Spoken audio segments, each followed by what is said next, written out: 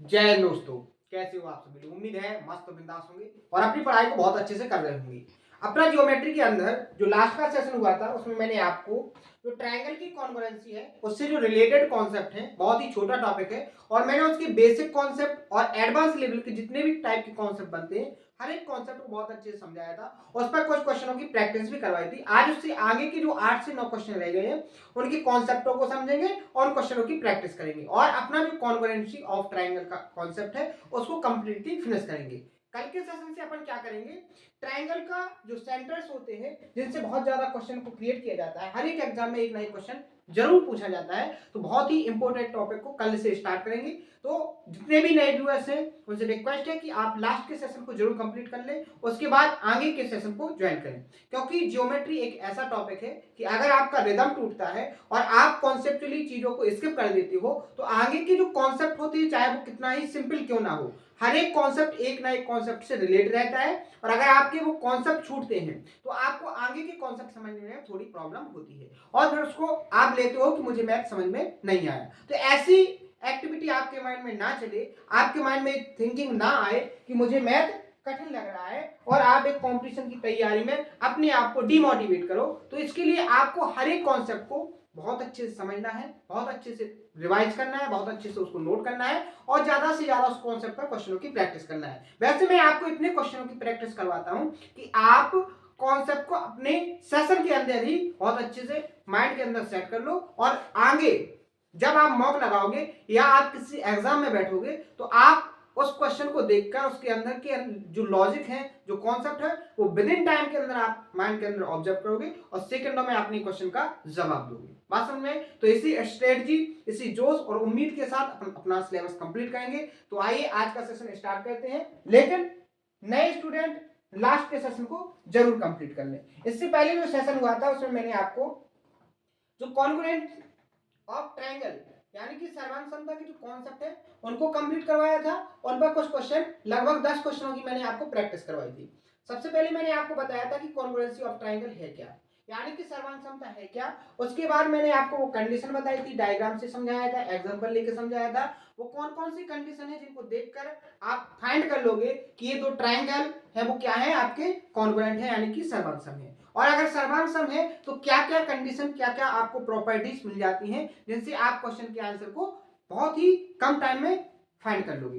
तो मैंने आपको बहुत अच्छे से सारी चीजों को कंप्लीट करवाया, हर एक कॉन्सेप्ट बहुत अच्छे से समझाने की कोशिश की है, बहुत अच्छे से आपको भी समझ में आया होगा और आपने इनको बहुत अच्छे से नोट करने के बाद रिवीजन भी किया होगा। हर एक क्वेश्चन को देखो बिना लिखे हुए भी सॉल्व करना मैंने आपको सिखाया था, ऑप्शन से भी बेस्ट अप्रोच के साथ, जहां कम से कम टाइम में आप क्वेश्चन को सॉल्व करना सीखो, ऐसी हर एक अप्रोच को मैंने सिखाने की कोशिश की थी और एक क्वेश्चन को मैंने जितने तरीकों से संभव हो सकता है हर एक तरीके को समझाया है। आज के सेशन में नया क्वेश्चन है 11 नंबर का, बहुत अच्छे से इसको सॉल्व करेंगे, हर एक चीज को बहुत बेसिक से समझेंगे। ठीक है, तो आइए स्टार्ट करते हैं।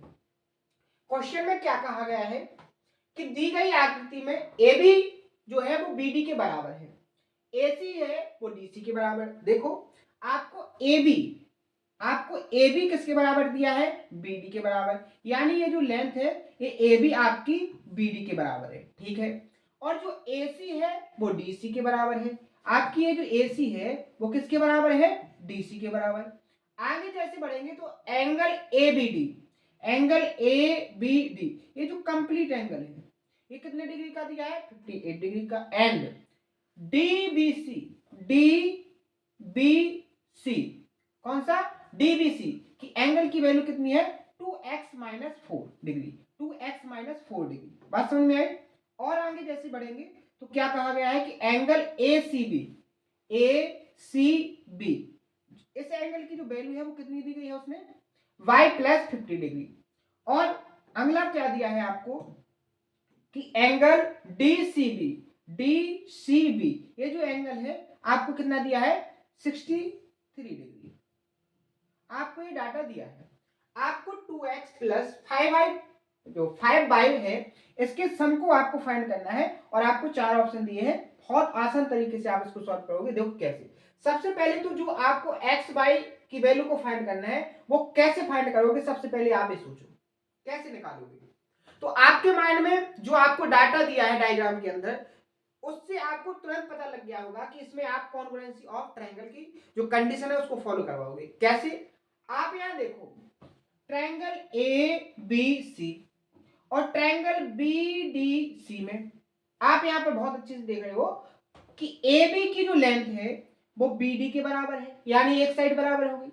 दूसरी साइड आप देखोगे ए सी की जो लेंथ है वो सी डी के बराबर है, यानी दो लेंथ हो गई। तीसरी साइड आपकी जो बी सी है वो दोनों में कैसी हो गई? कॉमन हो गई।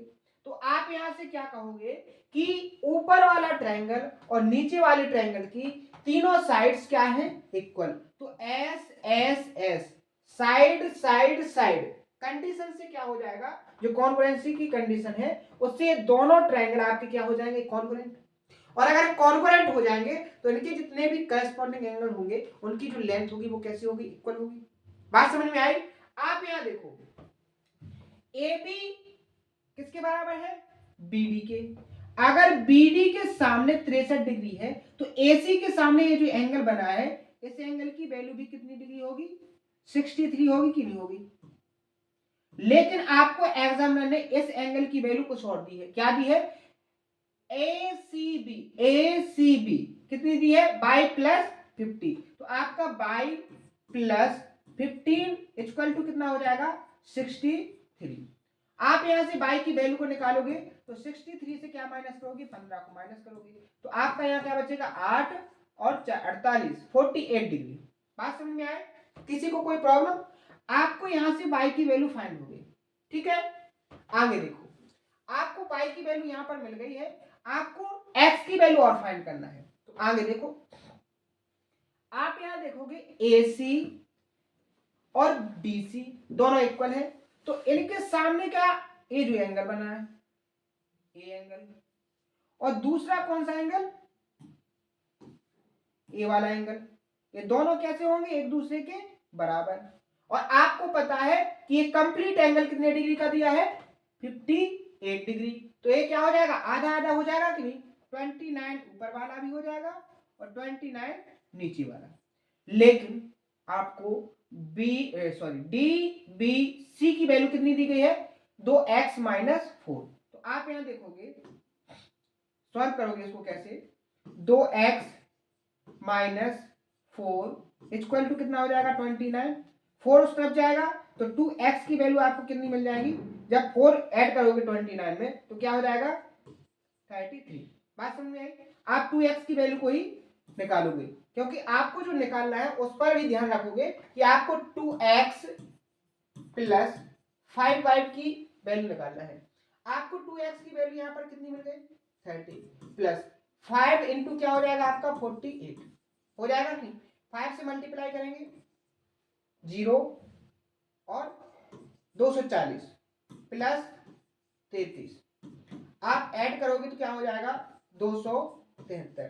273, 273 ऑप्शन नंबर बी यहां पर क्या हो जाएगा आपका करेक्ट आंसर। बात समझ में आई? कोई प्रॉब्लम? कॉन्सेप्ट समझ में आया कि नहीं आया? ये जो सारी कैलकुलेशन है, जो मैंने हर एक कैलकुलेशन को लिख के बताया है, डायग्राम में हर एक कंडीशन को, हर एक डाटा को डिनोट किया है, तो आपको टाइम लगा है। लेकिन जब आप इसको एग्जाम हॉल में सॉल्व करोगे तो ये जो छोटी छोटी कैलकुलेशन है इसको आप माइंड के अंदर ही सॉल्व करने लगोगे। वो कैसे? कि आप तब तक बहुत सारे क्वेश्चनों की प्रैक्टिस कर लोगे और आप डाटा को अपने माइंड में सॉल्व करने की जो टेक्निक है, जो अप्रोच है, उसको बहुत अच्छे से डेवलप कर लोगे। बात समझ में आया कि नहीं आया? कोई दिक्कत? आगे बढ़ जाए नेक्स्ट क्वेश्चन पर। नेक्स्ट क्वेश्चन आप देखो, यहां से जो अभी तक ये क्वेश्चन थे, ये सारे क्वेश्चन कितने लेवल के थे? प्री लेवल के, क्योंकि स्टार्टिंग था तो ये सारे क्वेश्चन आपके प्री लेवल के फिनिश हो गए। आप कॉन्फ्रेंसी से मेंस लेवल के क्वेश्चन कैसे आते हैं वो देखो। अभी यहां से जो 8 से 9 क्वेश्चन है, ये सारे क्वेश्चन किसके होंगे? अपने मेंस की, कि मेंस में क्वेश्चन कैसे पूछे जाते हैं। प्री में आपने क्या देखा है? लैंग्वेज है, लैंग्वेज के साथ आपको डायग्राम दिया है। लेकिन मेंस में थोड़ा कन्वर्ट किया जाता है, चेंज किया जाता है, क्वेश्चन के अंदर थोड़ा लॉजिक लगाया जाता है कि आपको डायग्राम नहीं दिया जाएगा, डाटा भी थोड़ा कैलकुलेटिव दिया जाएगा। समझ में आई कि नहीं आई? यहां पर आपको ये नहीं कहा जाएगा कि दो कौन कौन से ट्रायंगल क्या है कॉन्ग्रुएंट, यहां आपको खुद से देखना पड़ेगा, फिर वहां पर कॉन्सेप्ट आपको लगाना है। समझ में आए? तो देखो क्वेश्चन को देखो, क्वेश्चन में क्या कहा गया है? क्वेश्चन में आपसे बोला गया है कि माना कि एक ट्रायंगल क्या है आपका एबीसी की जो भुजा है बीसी, ठीक है, वो बिंदु डी और ई पर इस प्रकार है कि एडी बराबर एई है और एंगल बीएडी बराबर किसके है, एंगल ईएसी के। यदि AB की जो लेंथ है वो 3x+1 है और BD की जो लेंथ है वो 9 सेंटीमीटर है, AC की लेंथ 34 सेंटीमीटर है और EC की लेंथ आपको y+1 सेंटीमीटर दिया है, तो आपको x प्लस y की वैल्यू को क्या करना है, फाइंड। देखो यहां जो मैंने आपको पिछला क्वेश्चन करवाया, जो अभी करवाया क्वेश्चन, उसमें भी आपको x और y की वैल्यू फाइंड करना था, लेकिन यहाँ डायग्राम दिया है, डाटा बहुत सिंपल दिया है, लेकिन यहाँ पर देखो डायग्राम भी नहीं दिया है और आपको डाटा भी थोड़ा क्या दिया है, कैलकुलेट। तो देखो इसको कैसे सॉल्व करेंगे। सबसे पहले आप डायग्राम बनाओ। डायग्राम में एक ट्रायंगल एबीसी है, डायग्राम में क्या है, एक ट्रायंगल एबीसी है। मैंने एक ट्रायंगल बनाया आपके सामने एबीसी। डायग्राम बनाना भी एक टेक्निक है, अगर आपका डायग्राम सही से नहीं बनेगा तो आप क्वेश्चन को सॉल्व नहीं कर पाओगे। समझ में आया कि नहीं आया। ए बी और सी, ये आपका क्या हो गया, एक ट्रायंगल। अब इस ट्रायंगल में बीसी पर 2 पॉइंट डी है, 2 पॉइंट डी है, ये डी और ई हो गया, 2 पॉइंट डी और ई है। कैसे कि जो एडी की लेंथ है, एडी कौन हो जाएगी आपकी, जो एडी की लेंथ है ये आपकी एडी हो जाएगी, वो एडी एई के बराबर है। यहां से जो एई है वो इसकी कैसे है, इक्वल है।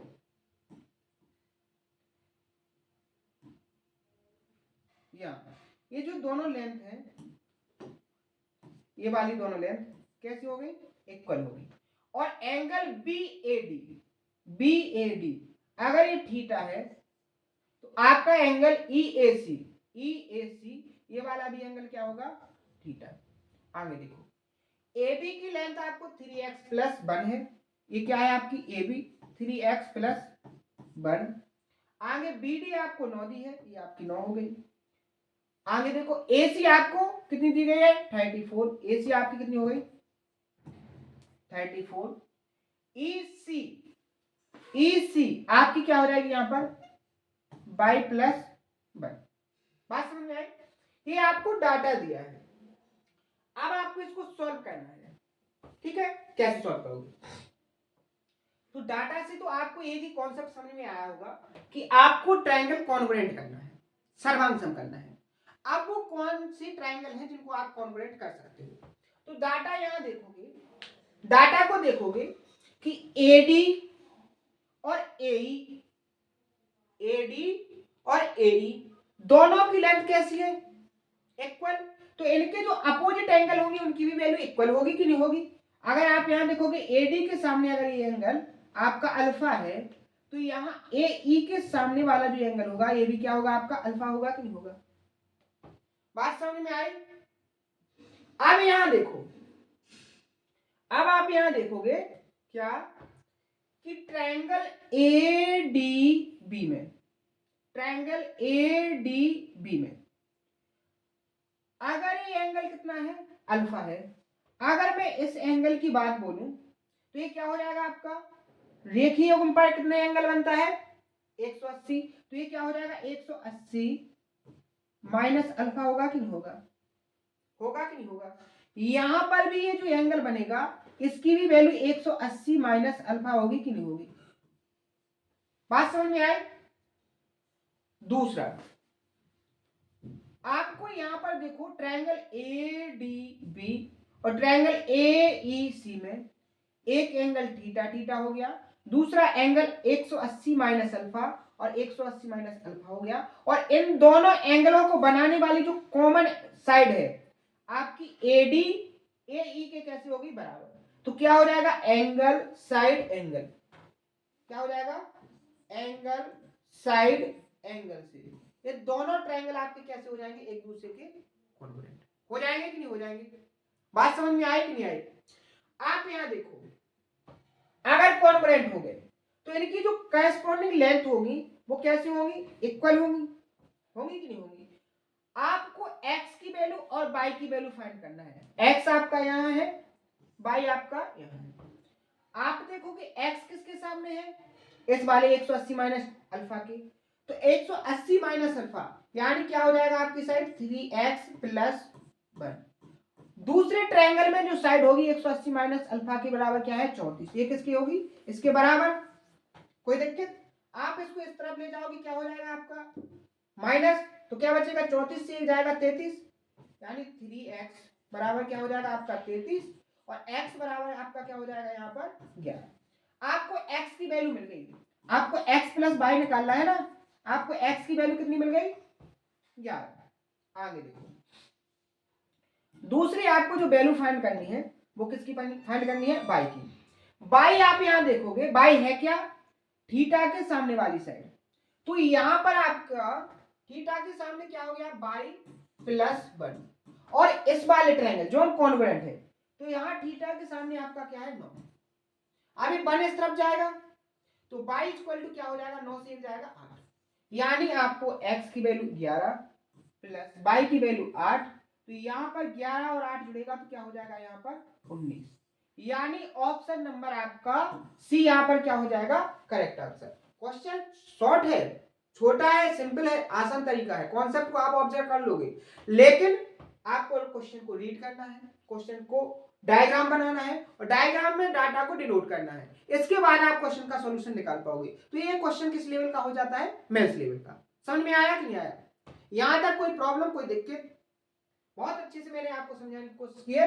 तो ये अपना जो लास्ट के सेशन में कॉन्सेप्ट थे उन पर क्वेश्चन हो चुके हैं। अब एक क्वेश्चन समझो, सबसे पहले अभी तक आपने पढ़ा होगा कि इक्वल साइड के सामने की जो एंगल्स होते हैं वो इक्वल होते हैं, इक्वल साइड के जो एंगल होते हैं सामने वाले कोण वो कैसे होते हैं वैल्यू में बराबर होते हैं, लेकिन कैसे है उसका आज प्रूफ समझो, ठीक है, बहुत आसान तरीके से। तो हेडिंग बनाइए आप isosceles triangle, isosceles triangle, Hindi वाले लिख लेंगे इसको क्या समद्विबाहु त्रिभुज, क्या लिखोगे समद्विबाहु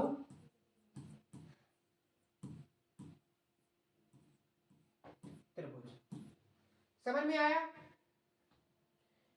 अब आइसोसेलेस ट्रायंगल है क्या, एक ऐसा ट्रायंगल जिसकी दो साइड कैसी हो इक्वल लेंथ की, दो साइड कैसी हो इक्वल लेंथ की।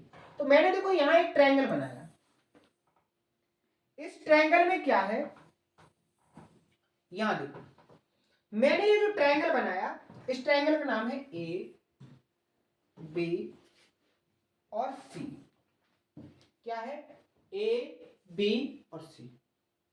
यहां पर आपको ए बी की जो लेंथ है वो ए सी की लेंथ की कैसे है बराबर, ए बी की जो लेंथ है वो ए सी की कैसे है बराबर। समझ में आया। अब मैंने क्या काम किया, मैंने किया क्या है कि इसके वर्टेक्स जो इक्वल साइड का कॉमन पॉइंट है वहां से एक परपेंडिकुलर खींचा। परपेंडिकुलर का मतलब क्या होता है 90 डिग्री का एंगल, क्या होता है 90 डिग्री का एंगल। तो आप यहां पर देखो आपके सामने अगर यहां पर पॉइंट डी हो गया तो अब आपके सामने दो ट्रायंगल बन गए, एक ट्रायंगल ए डी बी और दूसरा ट्रायंगल ए डी सी, बढ़ गए कि नहीं बन गए। इन दोनों ट्रायंगल में अगर आप देखोगे तो आपकी ए बी ए सी के बराबर हो गई, एक साइड आपकी बराबर हो गई। दूसरी आप देखोगे यहाँ पर एक जो एंगल ये है ये 90 डिग्री का और ये वाला एंगल 90 डिग्री का, यानी एक एक एंगल आपका 90 डिग्री का हो गया। तीसरा आपको एडी की जो लेंथ है वो दोनों में कैसी है कॉमन है, तो यहाँ पर एक एंगल राइट एंगल हो गया, हाइपोटेनियस दोनों का बराबर हो गया, क्योंकि 90 डिग्री के सामने का जो साइड है ए बी और यहाँ 90 डिग्री के सामने की जो साइड है ए सी, इसकी वैल्यू कैसी होगी बराबर। और आपकी ट्रायंगल की एक साइड कैसी होगी कॉमन, तो आर एच एस से आपका जो ट्रायंगल है ए डी बी कॉन्ग्रुएंट हो जाएगा ट्रायंगल ए डी सी के, यहां तक किसी को कोई प्रॉब्लम? समझ में आया कि नहीं आया? ये आपके दोनों ट्रायंगल एक दूसरे के कैसे हो गए? कॉन्ग्रुएंट, यानी सर्वांग सम। अब यदि सर्वांग सम है, क्या है? सर्वांग सम हो गए, कॉन्ग्रुएंट हो गए, तो इनके जो करस्पॉन्डिंग लेंथ होंगी, करस्पॉन्डिंग एंगल्स होंगे, उनकी जो लेंथ होगी वो कैसी होगी? इक्वल होगी कि नहीं होगी? बात समझ में आई? तो आप यहां देखोगे आपका ए बी और आपका एडी बराबर है, और आपका एडी सॉरी ए बी और ए सी बराबर, और एडी दोनों में कैसी है? कॉमन। तो अगर एडी के सामने इस ट्रायंगल में ये एंगल आपका थीटा है, तो यहाँ एडी के सामने ये वाला एंगल कैसा होगा? थीटा होगा कि नहीं होगा? होगा कि नहीं होगा? तो आप यहां देखोगे कि आपको इक्वल साइड दी गई थी, ए बी के बराबर क्या है? ए सी। तो इनके सामने के जो एंगल्स हैं, कौन से? एंगल बी किसके बराबर हो गया? एंगल सी के। यानी जो करस्पॉन्डिंग साइड होंगी उनके जो वैल्यू है वो अगर इक्वल हो, तो उनकी जो करस्पॉन्डिंग एंगल होते हैं, अपोजिट एंगल सॉरी, अगर आपकी इक्वल साइड है तो उनके जो अपोजिट एंगल होते हैं, सामने वाले कोण होते हैं, वो कैसे होते हैं? वैल्यू में इक्वल होते हैं। पहला कॉन्सेप्ट क्लियर हो गया? पहला कॉन्सेप्ट क्लियर हो गया? यहां तक किसी को कोई प्रॉब्लम? मुझे नहीं लगता कि आपको यहां तक कोई प्रॉब्लम होगी। ये कॉन्सेप्ट आपका पहला। अब दूसरा देखो, दूसरा आप देखोगे मैंने क्या किया है, यहां पर मैंने किया है क्या कि आपको एडी एक परपेंडिकुलर खींचा। अगर आपका ये एंगल थीटा, ये वाला एंगल बी थीटा और सी थीटा, ये 90 ये 90, ठीक है। आप यहां देखोगे तो ये थीटा है, ये 90, तीनों ट्रायंगल के तीनों कोणों का योग कितना होता है? 180। अगर ये 90 हो गया है थीटा, तो ये एंगल कितना होगा? 90 माइनस थीटा होगा कि नहीं होगा? ये एंगल भी 90 माइनस थीटा होगा कि नहीं होगा? तो ऐसे एंगल के सामने वाली जो साइड होंगी बी डी और डी सी आपस में बराबर होंगी, तो ये आपका क्या हो जाएगा? एडी यहां पर क्या हो जाएगा? एडी आपका परपेंडिकुलर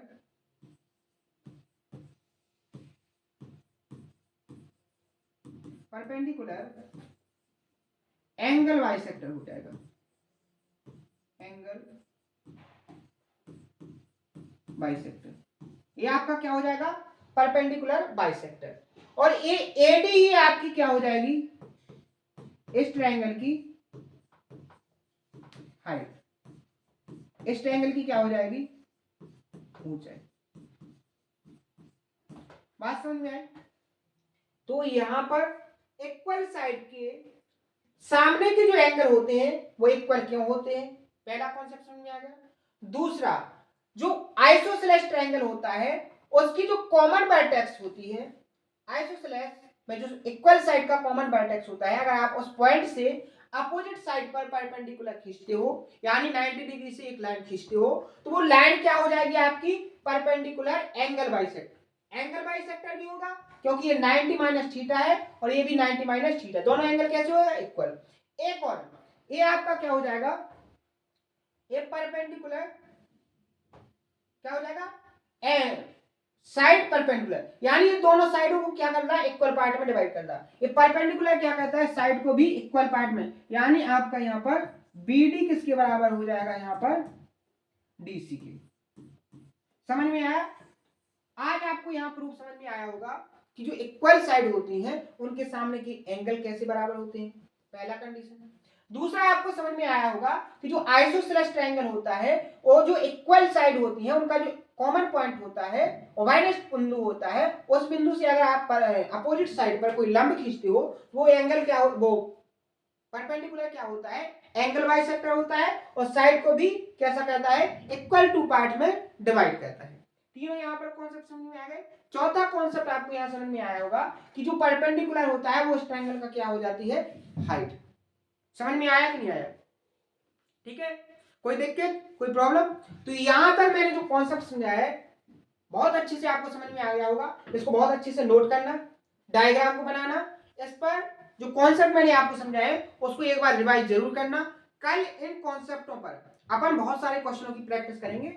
आप देखोगे यहाँ अलग अलग लैंग्वेज से बहुत सारे क्वेश्चन हैं जिनको अपन कल के सेशन में फिनिश करेंगे, बहुत अच्छे से समझेंगे, इनके प्रूफ को भी और इनके कॉन्सेप्ट को कि आप कैसे, और कल के सेशन में इसको कंप्लीटली फिनिश कर देंगे। ठीक है, तो उम्मीद है आपको सेशन बहुत अच्छे से समझ में आया होगा। अगर कोई डाउट हो तो उसको कमेंट बॉक्स में जरूर बताएं, आपके हर एक डाउट को पूरा किया जाएगा, पूरी तरीके से सॉल्व किया जाएगा और आपको बहुत अच्छे से तैयारी करवाई जाएगी और पूरी तरीके से आपका सिलेबस कम टाइम के अंदर कंप्लीट होगा। तो आज के सेशन में इतना ही, मिलते हैं कल के सेशन में इसी जोश और उम्मीद के साथ। थैंक यू, धन्यवाद।